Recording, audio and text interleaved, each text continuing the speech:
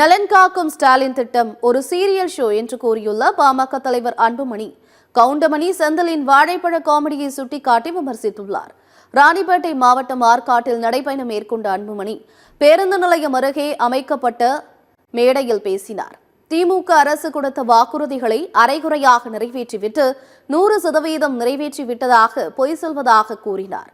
உங்களுடன் ஸ்டாலின், அவர்களுடன் ஸ்டாலின், இவர்களுடன் ஸ்டாலின் என சீரியல் தொடரை போல 2 மணி நேரம் ஷூட்டிங் நடைபெறுகிறது என்று கூறிய அன்புமணி, அதனை நம்பி மக்கள் ஏமாற மாட்டார்கள் என்று தெரிவித்தார்.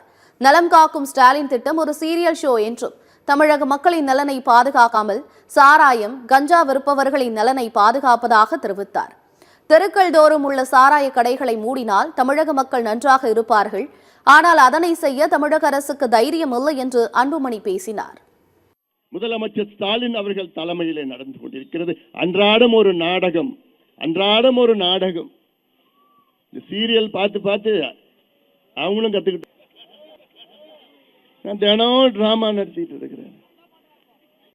இன்னைக்கு பார்த்தா நலம் காக்கும் ஸ்டாலின், இப்படி ஒரு திட்டம்.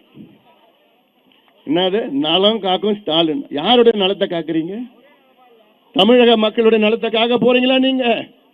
வெக்கக்கேடியா. அந்த படத்தை பார்த்தீங்களா? அந்த கவுண்டமணி செந்தில் இந்த வாழைப்பழம் ஒன்று வாங்கி காமிப்பான், இன்னொரு வாழைப்பழம் அதுதான்